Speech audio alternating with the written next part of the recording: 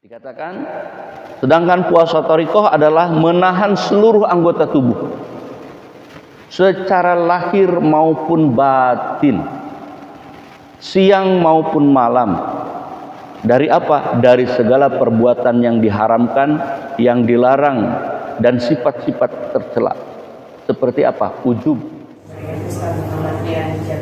Tak banyak yang ingat kepada Allah. Agar kalbu kita bangun. Apa yang kita kejar di dunia ini semuanya sia-sia. Tentang bagaimana manusia harus menerima takdir. Wassalatu wassalamu ala sayyidina Muhammadin syiril hayatil wujud wassababil a'zami li kulli mawjud. Salatan tusabbitu bi qalbil iman wa tuhabbibunil Qur'an wa tufahhimuna minhul ayat wa tabtahuli biha nurul jannati wa nurun nar wa nurun nadiri ila wajhikal karim wa ala alihi wa ashabihi ajmain, amma ba'd. Yang insya Allah diberkahi, dirahmati oleh Allah Subhanahu wa Ta'ala, kita semua hadirin jamaah sholat subuh yang pada pagi hari ini merupakan hari terakhir bulan Sya'ban. Tapi bagi mereka yang sudah memutuskan bahwa hari ini adalah 1 Ramadan, maka ini hari 1 Ramadan. Perbedaan perhitungan jangan jadi persoalan, karena memang sudah Allah gariskan bahwa perbedaan perhitungan itu pasti ada. Yang satu dihitung berdasarkan peredaran bulan, satu dihitung dengan peredaran matahari. Ada perbedaan. Bahkan dalam perhitungan Samsiah itu ada istilah tahun kabisat. Jadi dalam satu tahun itu 365 seperempat hari. Nah, gitu hitungan. Jadi pada 4 tahun setelah itu maka akan ada yang namanya bulan yang ditambah 1 hari. Itu di bulan Februari. Itu biasa kalau soal ilmu falak itu udah tahu. Yang agak tepat itu memang Komariah, karena berdasarkan bulan, kan menghitung 1 bulan. Di bulan ini ada satu momentum kejadian, mungkin itu bersifat, ada tetangga sebelah rumah sebelah kiri dulu waktu saya tinggal di Garuda itu, di sebelah kiri, namanya Pak Rudi Setiawanto. Beliau wafat kemarin. Untuk menghormati beliau dan mendoakan beliau, saya mohon keikhlasan Bapak Ibu semua untuk membacakan Al-Fatihah khusus untuk beliau. Ala hadihin niyah wa ala niyatis sholih. Ibarat suratul Fatihah. A'udzubillahi minasyaitonir rajim. Bismillahirrahmanirrahim. Alhamdulillahirabbil alamin arrahmanir rahim. Iyyaka na'budu wa iyyaka nasta'in. Shiratal ladzina an'amta 'alaihim ghairil maghdubi 'alaihim waladdallin. Terima kasih. Saya sedikit berbagi pengalaman. Biasanya beliau ini pulang kantor malam karena biasa orang proyek. Beliau kerja di perusahaan Singapura sebagai quantity surveyor. Kalau malam-malam jam 11, jam 12 begitu, saya sering ngobrol sama dia terutama tentang akhirat. Kalau urut kacang, seharusnya saya dulu yang dipanggil kalau berdasarkan usia. Karena saya lahir tahun 73, beliau tahun 75. Maka yang di bawah 75 itu seharusnya memiliki rasa syukur yang tinggi.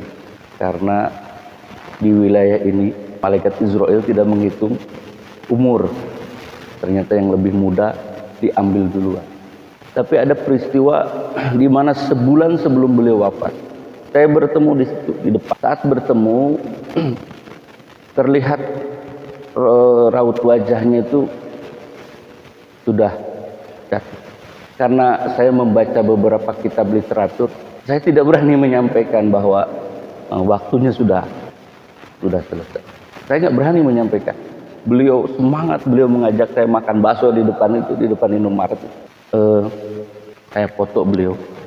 Karena ini untuk pelajaran kita semua. Ini foto beliau di 22 Februari sedang makan. Ya, ini cerita untuk kebaikan kita. Dan tadi kan sudah kita berdoa beliau. Karena memang setiap manusia kehidupan akhirnya ya wafat. Akhir kehidupan beliau. Setiap manusia. Yang saya gemetar itu pertama itu tadi, beliau lebih muda dari saya. Meskipun perbedaannya hanya 2 tahun. Dan Setelah melihat wajah beliau itu saya hampir gelisah dalam tidur itu. Gelisah. Sering mengigau, padahal tidak ada pikiran apa-apa. Cuma memikirkan, tiba saatnya juga kita. Maka ketika beliau diumumkan wafat itu kita antara siap nggak siap lah, karena dekat sering berbicara di malam-malam itu, beliau sering tanya ini itu, tentang alam malakut, tentang alam jabarut, tentang alam. Beliau tuh keinginan untuk untuk mengetahui berbagai informasi tentang akhirat itu begitu tinggi. Nah, di bulan suci Ramadan ini berencana kami untuk membahas itu lebih detail, kira-kira begitu. Makanya menghormati beliau, saya membuka pengajian di Bidah Asri, khusus setiap malam Ramadan ini menghabiskan bahasan kitab Sirrul Asrar. Kalau Bapak Ibu berkehendak mau mengikuti kajiannya di Bidah Asri itu di Sekretariat Thariqah Qadiriyah Naqsabandiyah, itu kita buka dari mulai jam 10 sampai jam 11-12 gitu. Setelah selesai sholat tarawih, setelah nanti baca Al-Quran, silahkan saya buka untuk umum untuk mengkaji itu. Bapak Ibu yang dirahmati Allah, kita sekarang memasuki kajian kita. Ini kajiannya loncat karena ada SMS, pesan dari Pak Ketua. Pesan dari Pak Ketua kalau bisa kajiannya tentang puasa. Sebetulnya belum masuk ke situ babnya, tetapi karena memang momennya pas ya kita masuk. Di dalam kitab Sirrul Asrar ada pada pasal ke-17, fi bayanin shaumi syariati wat thariqah, menjelaskan tentang puasa syariat dan puasa thariqah. Oh Pak Ustaz, kok bisa dibagi-bagi begitu? Sama, sholat juga ada sholat syariat, ada sholat thariqah. Terus sholatnya beda? Enggak beda, sama itu juga gitu. Hanya saja amaliyahnya, kalau sholat syariat itu ya anak-anak yang kita latih untuk belajar sholat itu kan bisa dia ruku sujudnya, kan kira-kira begitu. Bisa ruku sujud, bisa. Ngikutin kita malah lebih sempurna deh. Tapi apakah makna sholat itu mereka pahami? Apakah mereka bisa mendalaminya? Nah inilah bedanya kita dengan anak-anak. Maka ilustrasi yang paling gampang, paling simpel itu kira-kira begini, yang sering kita ceritakan, tapi kita ulang lagi. Ada sepasang suami istri, katakan Agus dengan Siti misalnya. Agus dengan Siti punya anak namanya Asep. Asep usianya 7 tahun atau 6 tahun lah sedikit, kurangi sedikit, atau 5 tahun kurangi sedikit. Asep umurnya 5 tahun. Pak Agus sebagai ayahnya dan Siti sebagai ibunya merupakan keluarga yang sangat harmonis. Setiap pagi Ibu Siti menyiapkan kopi, membuat makanan. Tapi ada keahlian yang lain. Apa itu? Bikin taplak meja. Keahlian yang lain apa? Rupanya Ibu Siti itu pandai membuat hiasan dinding. Ini keluarga ini udah 20 tahun lagi menjalin rumah tangga. Tiba-tiba pada satu hari Siti wafat. Siapa? Siti wafat. Kira-kira Agus sedih apa enggak? Oh sedih Pak. Tapi kalau bapak-bapak gimana? Kalau istri meninggal sedih enggak? Jangan-jangan ditunggu pula. Ini udah pengen ganti baru ini, jangan-jangan. Nah kalau ini cerita Agus ini sedih Pak. Kalau bapak-bapak nggak tahu lah, silakan dulu. Jangan saling nunjuk Pak, biasa aja. Jangan saling nunjuk. Pak Agus ketika ditinggal oleh Siti dia sedih. Pada pagi hari yang lain sepeninggal istrinya, dia dilihat di mejanya ada kopi. Kemudian dia mengatakan, Siti, sambil megang kopi. Siti.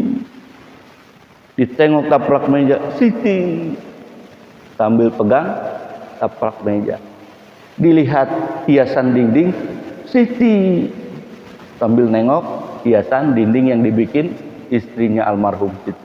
Si anak Asep nengok, ih bapak,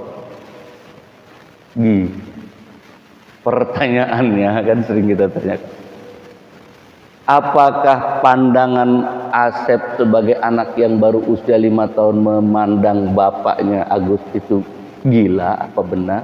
Pandangan Asep ini benar nggak bapaknya gila?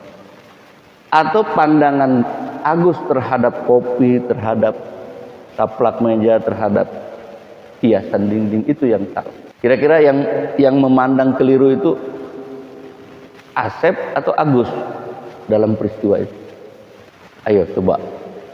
Kira-kira siapa Pak Rasid? Asep ya? Oh, Asep yang salah kan? Karena ke bapak ini udah tua. Sebenarnya nggak ada yang salah. Asep karena dia tidak memiliki pengalaman sebagaimana pengalamannya bapaknya Agus, maka dia tidak merasakan itu. Sehingga makomnya dia, makom anak-anak ya belum mengalami peristiwa. Sementara Agus orang tua yang sudah mengalami peristiwa, maka Agus memiliki kesan yang begitu mendalam. Jadi kira-kira antara Agus dengan Asep itu hanya pada pandangan saja yang berbeda. Satu pandangan yang belum mengalami peristiwanya, yang satu sudah mengalami peristiwa. Maka pandangannya berbeda.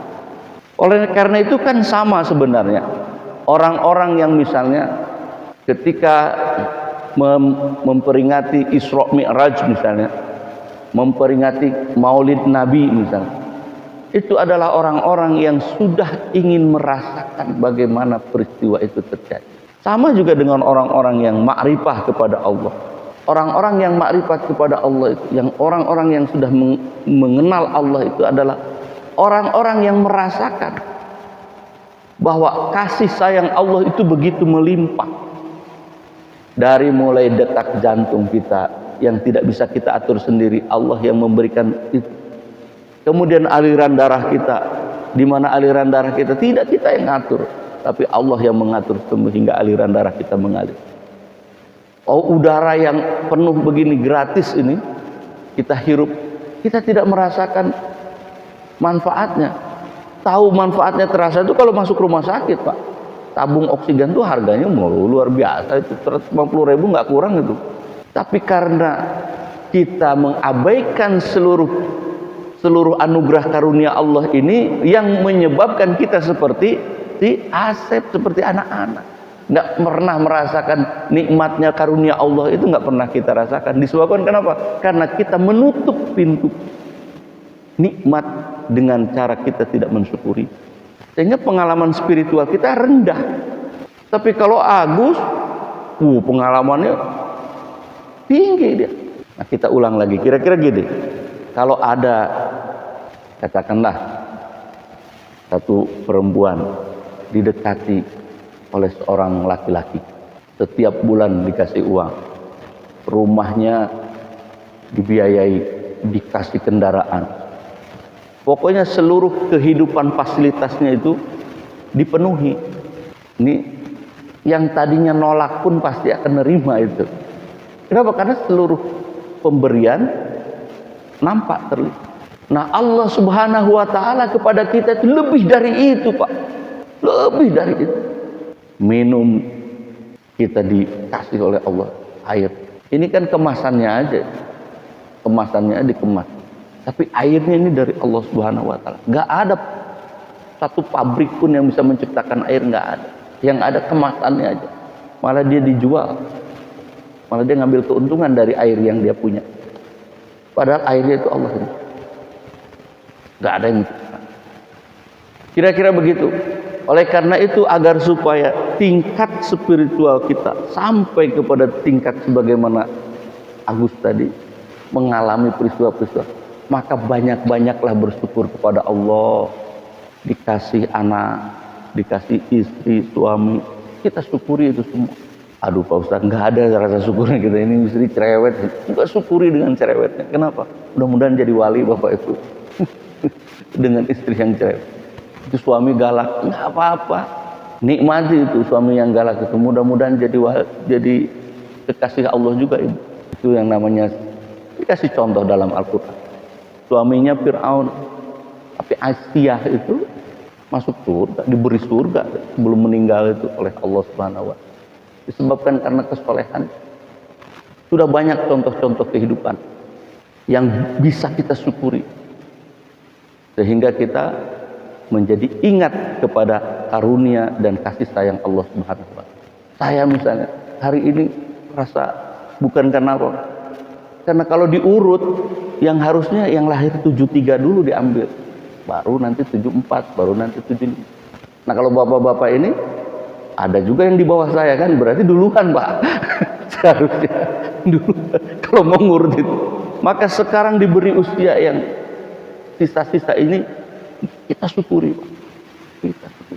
Kita perbaiki betul amaliyah kita agar kita sempurna sampai nanti kelak dipanggil oleh Allah Subhanahu wa taala.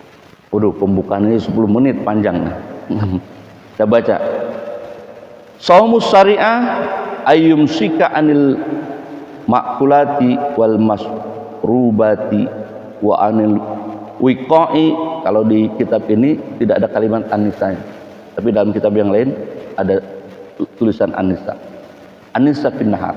Puasa syariat adalah menahan diri dari makan, minum, bersetubuh di siang hari. Kan istri saya Pak Ustaz, iya kalau bulan Ramadan jangan siang-siang, kasih malam. Siang-siang tahan tuh. Maka ada para ulama menyebut fasyaumul am atau fasyamu umumi, yang puasa secara umum itu adalah kaful batni, menjaga keinginan perut, wal faraj, kemaluan, wasairul hawarij, dan apa saja yang keluar darinya, an qasdus syahwat, dengan maksud hawa nafsu syahwat. Jadi puasa yang paling dasar adalah menahan makan, minum, syahwat. Itu paling mendasar. Wa amma shaumut thariqah bahwa ayyumsika jami'a a'dha'ihi anil muharramati wal manahi wad damaimi misli ujbi wal kibri wal bukhri wa ghairihi dahiran wa batinan lailan wa nahara fa kulluhu yubtilu shaumat thariqah. Dikatakan sedangkan puasa thariqah adalah menahan seluruh anggota tubuh secara lahir maupun batin, siang maupun malam. Dari apa? Dari segala perbuatan yang diharamkan, yang dilarang, dan sifat-sifat tercela. Seperti apa? Ujub, sombong, kiber, bukhli, bakhil, dan sebagainya.